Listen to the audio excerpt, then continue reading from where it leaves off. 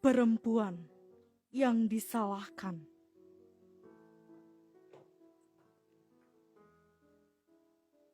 Karya Selvi Sulistiani.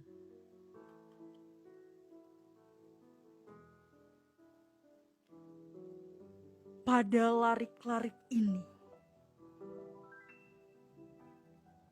tertulis sebait puisi tanpa tanda baca,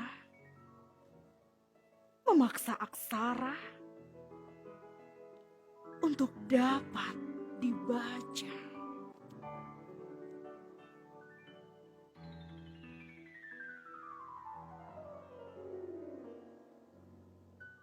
Menjadi perempuan selalu dihadapkan dengan berbagai persoalan, dengan segudang permasalahan yang kian beragam.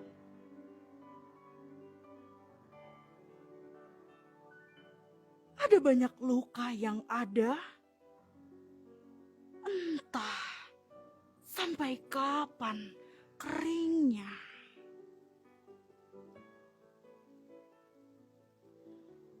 Agaknya kau harus dapat memahami makna hidup, agar kau bisa melihatnya dari sudut yang lain. Karena jika tidak, kau tak akan berhasil menjadi manusia. Tadarus zaman komoditas. Alif bata sa. Aku senantiasa belajar membaca. Banyak orang jualan agama, ayat-ayat dijadikan alat tukar, ritual menjadi kesombongan. Para penceramah adalah para penghasut, meneriakkan jihad, tapi mereka sendiri hanya jualan lidah di mimbar-mimbar hingga anjuran bom bunuh diri. Mereka bayangkan surga sebagai lokalisasi tempat para bidadari pemuas syahwat birahi. Alif bata sa. Mu'allab didapuk sebagai ulama. Kaum alim dituduh sesat dan kafir. Ada juga kaum berjenggot panjang tapi bercelana cingkrang, dan selebritis menjadi dai bagi para pecandu televisi. Sulaiman Jaya 2021. Masih di Samara Sastra Malam di Udara. Masih bareng aku Jana dan Bang Sulaiman Jaya serta Kak Selvi dan Kak Ayu. Nah, tadi menarik banget puisi yang dibacain Kak Selvi ya. Itu tentang perempuan juga gitu. Bisa dijelasin Kak itu maknanya gimana gitu biar para pecinta Sergau tuh tahu gitu.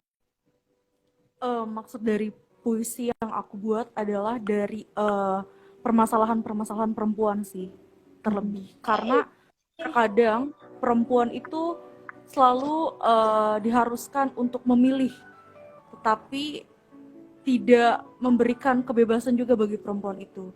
Dalam arti perempuan lebih ketika perempuan memilih berkarir digunjingkan, memilih untuk menjadi ibu rumah tangga juga digunjingkan. Bahkan banyak sekali kasus-kasus terkait dengan pelecehan kekerasan terhadap perempuan juga seringkali justru perempuan juga yang disalahkan. Iya. Entah karena pakaiannya, entah karena hal-hal lain gitu. Jadi menjadi perempuan itu selalu serba salah gitu kesannya. Selalu disalahkan dan selalu menjadi salah bagi, ya karena ada budayanya patriarki itu sih. Iya. Menurut aku setuju juga sih karena aku perempuan gitu kan. Kayak di pendidikan aja perempuan tuh kayaknya serba salah gitu. Katanya perempuan gak boleh tinggi-tinggi pendidikannya gitu. Nanti gak ada Betul. yang mau gitu kan. Betul. Betul banget. Itu kan kayak konstruksi sosial yang Iya. kayaknya nggak seperti itu gitu pada Iya. kenyataannya. Betul. Nah, Ketika sebelum lanjut ngobrol nih, udah ada Kak Ayu nih yang Kak Ayu di gabung. sana. Halo Kak Ayu, masih tetap stay Halo. tune nih. Iya. Halo. Ayo, Hai. Ya, Kak. tadi kita udah baca Puisi. kan? Iya. Saya udah baca puisi, selfie juga. Nah, kita tadi tuh sebenarnya lupa ya.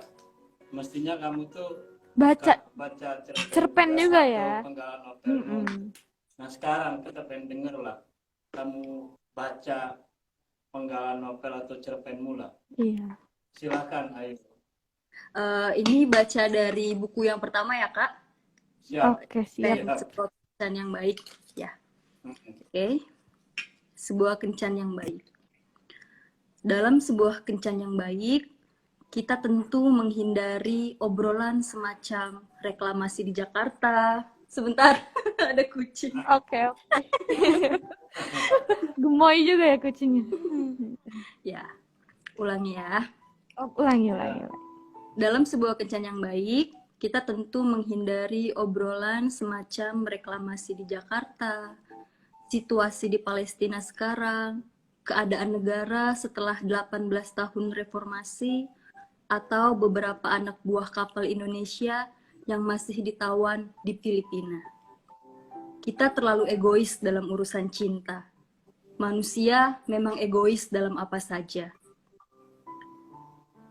Dalam sebuah kencan yang baik, kita dituntut untuk memutuskan masalah kecil, masalah besar, masa depan, masa lalu, juga hal yang sebenarnya tak perlu diobrolkan. Kita kadang tak mengerti apa yang dipikirkan orang. Mereka pun tak mengerti apa yang kita pikirkan. Aku juga tak mengerti bagaimana orang di sekitarmu bisa hidup dengan sebuah rahasia besar. Katamu, semua teori tak bisa menjawab itu.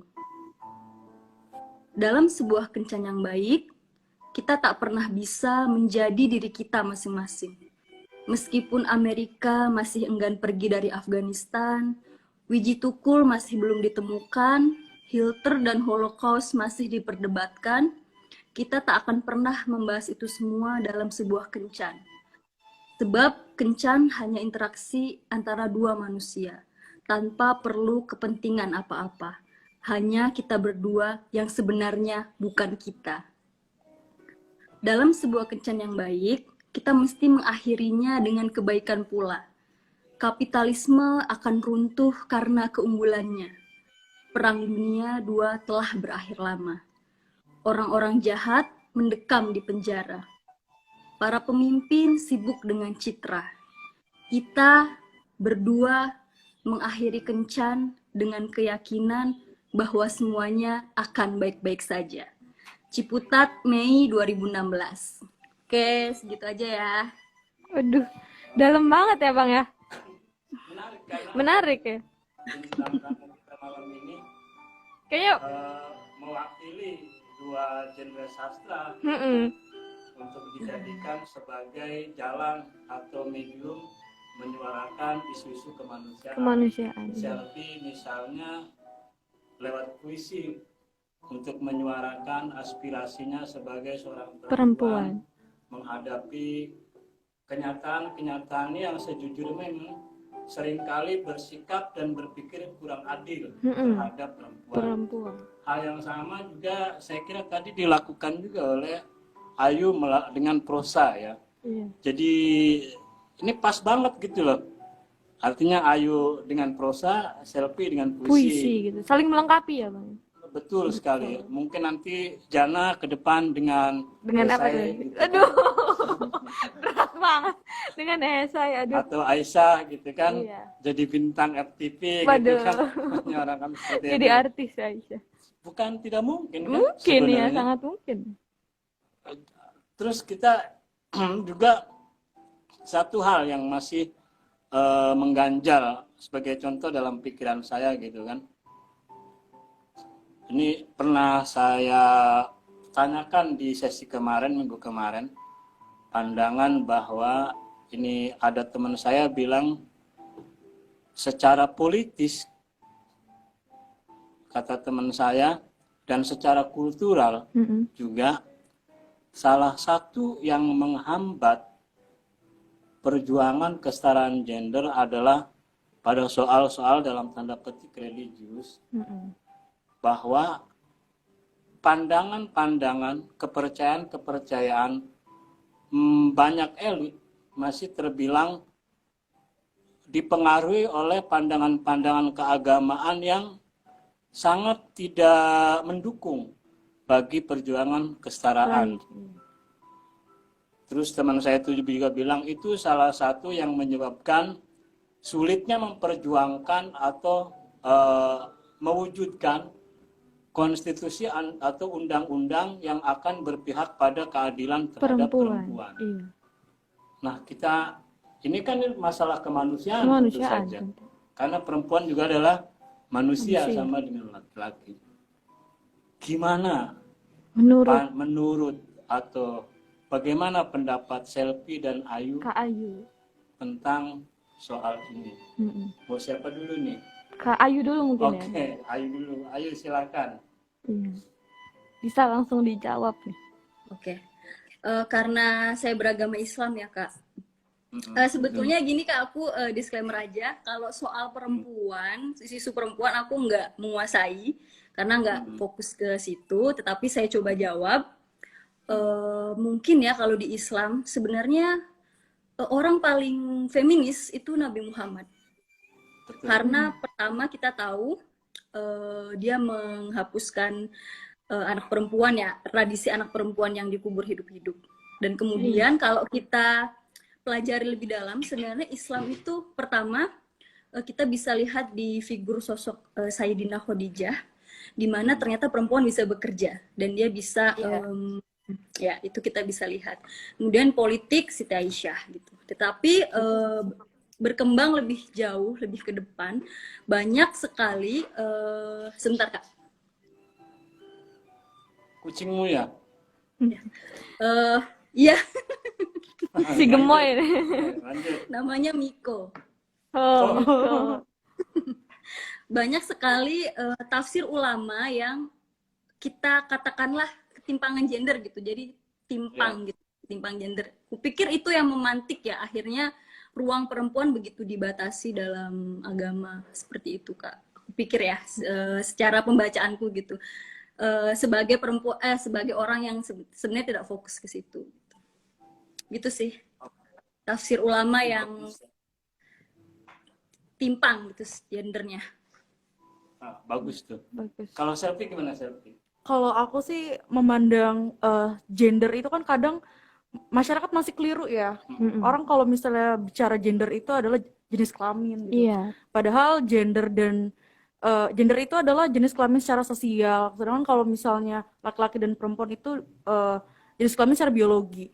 Maka kalau misalnya kita bicara mengenai peran dari gender itu sendiri, ya sama, laki-laki dan perempuan mempunyai peran yang sama di sosial gitu. Jadi nggak harus tuh yang adanya kesetimpangan gender, kesetaraan gender dengan alasan bahwa kamu perempuan, kamu lemah dan sebagainya, itu enggak, karena pada hakikatnya untuk masalah gender itu kita sama gitu peranannya. Kalau misalnya bicara mengenai jenis kelamin secara biologi, nah itu baru adalah kodrat. Kodrat adalah sesuatu yang tidak bisa dirubah, tidak bisa digantikan dan sebagainya. Tapi kalau misalnya gender itu bisa, karena gender itu terbentuk dari adanya konstruksi sosial, dan konstruksi itu bisa direkonstruksi kembali. Itu sebenarnya yang harus ditegaskan. Sama halnya contoh untuk mengenai kodrat gitu, perempuan melahirkan, menyusui, punya anak, itu kan tidak bisa didapatkan oleh laki-laki. Pun sama halnya dengan laki-laki memiliki testis dan sebagainya, dan itu tidak didapatkan oleh perempuan. Jadi seharusnya bisa membedakan juga sih mana yang kodrat yang tidak bisa dirubah dan gender. Yang diperjuangkan oleh perempuan feminis itu adalah kesetaraan gender, ada ya karena gender adalah peranan sosial. Jadi itu tadi sih, harusnya bukan menjadi suatu penghalang sih kalau bisa dilihat dari peranannya. Iya. Luar biasa. Tentang berita ini. Berat banget ya Bang ya. Semakin malam justru mencerahkan. Mencerahkan. Berat itu angkat besi saya kira. Para atlet ya Bang. Iya. Aku juga setuju banget sih, maksudnya tentang Kak Selvi tadi bilang, karena gender itu kan konstruksi yang dibangun masyarakat gitu ya, bukan secara biologis. Kayak perempuan kan kayak melahirkan gitu, Betul. menstruasi itu kan prosesnya secara biologis gitu, tapi kalau gender itu secara sosial yang dibentuk oleh masyarakat. Dan pandangan menurut Plato juga kan berbicara bahwa perempuan dan laki-laki itu kan memiliki hak politik yang sama juga gitu. Betul. Iya. Sapa-sapa dulu, Sapa-sapa dulu nih, sapa-sapa dulu para Karena pecinta Sergal. keluarga Cek. Cek, Nih, cek. kita sama-sama dulu yang udah bergabung. Ada Dadang, Halo. Halo Dadang.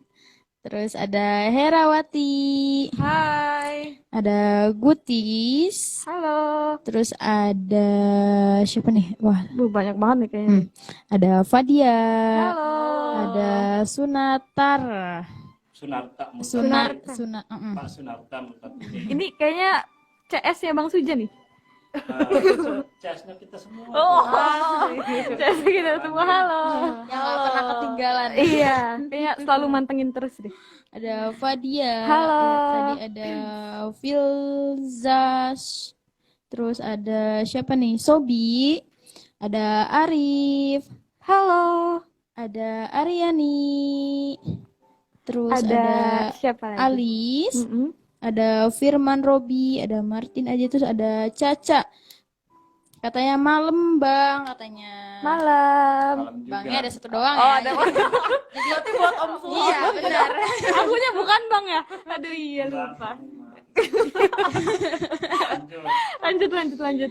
Terus ada Ada. Atra Habibi, ada Muhammad Basri. Halo. Halo. Ada Ayu, Halo. ada Agus, wah rame banget. Ada Tommy, ada Bang Henry, dan masih banyak lagi. Ini temen Tadi itu menarik. Selfie juga mengungkapkan suatu jawaban yang sangat argumentatif. Mm-mm. Tapi tadi ada satu yang ingin saya Garis bawahnya. mengungkapkan pendapat Oh, saya iya. ketika Ayu menyebut Sayyidah Khadijah, Mm-mm. suatu figur yang sangat luar biasa. Karena apa? Rasul sendiri pernah bersabda, pernah bilang bahwa tegaknya Islam ini karena dua hal.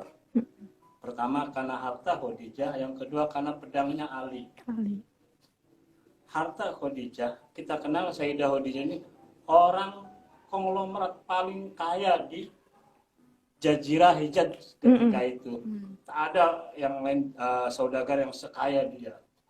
Yang kedua, kenapa Rasul bilang juga karena pedangnya Ali? Karena setiap pertempuran melawan penyerangan, ketika umat Islam melawan penyerangan agresi dari mereka yang memusuhi, selalu menang kalau yang memimpinnya adalah Ali. Gitu ya. Itu, maka kemudian wajar kemudian dijuluki Ali ini sebagai Asadullah gitu lah.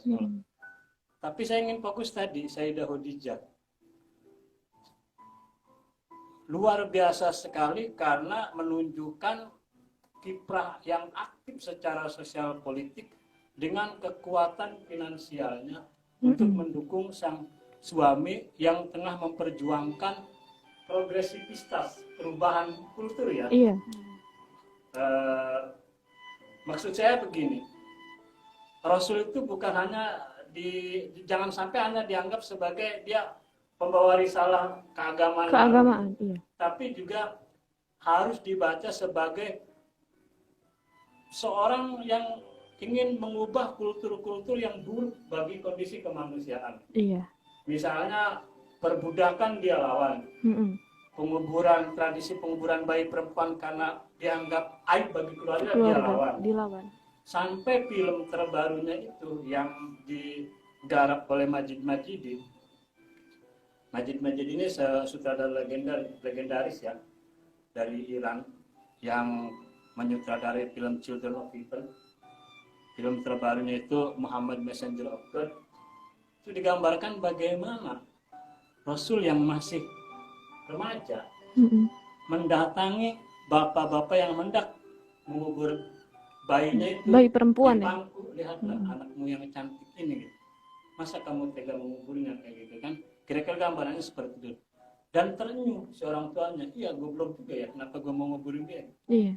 Artinya benar apa yang dikatakan Ayu, seharusnya kita memandang Rasul juga sebagai seorang yang sangat ingin mengangkat Derajat perempuan derajat gitu. perempuan. Dia pernah bersabda loh, Rasul itu sabdanya begini bunyinya, hanya seorang hina yang menghinakan perempuan. Itu luar biasa. Saya sependapat dengan Ayu tadi bilang bahwa ya contoh seorang feminis yang baik ya Rasulullah. tentu saja Nabi kita. Dan saya juga setuju sekali dengan Selvi tadi bahwa ada suatu konstruk politis yang sesungguhnya bertentangan dengan kodrat sunatullah itu sendiri yang dipaksakan ke semena-menaan manusia terhadap perempuan. Artinya bahwa tidak semua konstruksi sosial yang konon katanya berdasarkan agama itu sungguhnya dibenarkan oleh agama. Bisa jadi orang lebih cenderung mengatasnamakan agama, menggunakan klaim religius untuk membenarkan tindakannya yang sesungguhnya bertentangan dengan spirit dan nilai-nilai religius itu sendiri. Kira-kira seperti itu. Gimana, Jana? Iya sih, aku juga kan tadi sempat bahas Nabi Muhammad kan ya Bang ya. Kan di saat Nabi Muhammad masuk itu muncul istilah kayak dari zaman jahiliyah menuju zaman Islamiyah Ya. gitu. Nah, itu kan sama aja kayak Rasulullah tuh sebenarnya ingin mengubah gitu Ya. konstruksi masyarakat yang dulu masih mungkin kurang baik gitu. Dalam tanda petik ya barbar lah. Iya. Artinya Barbar. Aduh, gaul banget nih. Aduh. biadab lah Selvi ya. Iya, barbar deh pokoknya gitu ya, Bang. Jangan seperti itu tuh merendahkan perempuan. Perempuan hanya disamakan dengan properti, gitu kan? Tidak dianggap sebagai manusia. Justru Rasul melawan itu. Melawan itu ya, Bang. Nah ini yang perlu kita sosialisasikan sebenarnya, bahwa jangan-jangan pembacaan dan penghayatan beberapa golongan itu tidak paham dengan Nabi mereka sendiri gitu. Iya. Kayak gitu ya Selvi ya. Betul. Betul banget. Nah, sekarang ke Kak Ayu nih. Tadi pas awal nih Kak nih, aku sempat dengar kalau Kakak tuh lebih tertarik menulis tentang kemanusiaan gitu. Nah, itu bisa dijelasin Kak, kenapa sih Kakak tuh lebih tertarik dengan isu-isu kemanusiaan gitu? Bisa dijelaskan alasannya? Sebetulnya cuma karena satu hal ya. Pertama, saya kan jurusannya filsafat dan konsentrasinya ke filsafat manusia gitu. Jadi ya sesuai dengan passion lah, sesuai dengan apa yang aku tekuni gitu. Oh ya, tadi bicara soal gender, boleh promosi tulisan nggak? Oh, boleh dong. Iya. Jadi Tadi juga kan cerpen yang Kakak baca tuh kalau boleh tahu dari buku judulnya apa gitu biar para pecinta Sergau juga tahu nih. oh, bentar, aku mau promosi tulisan dulu nih. Oke nih. Ya. Boleh. Ada blog pribadiku www.ayualfiahjonas.wordpress.com.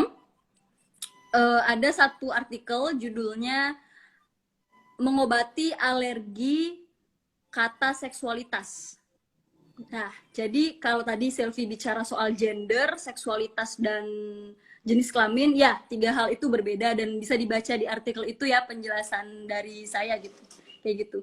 Udah promosinya segitu aja deh. Oke. Para pecinta Sergau dicatat ya tadi ya. Sekarang sapa-sapa dulu nih. Oke, sapa-sapa. Ada siapa aja Aisyah? Ini kita sapa-sapa dulu. Ada Pramuka SMA 4 Kota Serang. Ada Dini. Halo. Ada Rais. Ada Aasku dan masih banyak lagi. Nah, kita istirahat sebentar nih Bang nih. Udah jam 9:30. Oke, kita bakal balik lagi nih para pecinta Sergau, tetap stay tune terus dan nonton live-nya di @seranggawa FM. Tetap di 102,8 Seranggawa FM, Tegar Benar.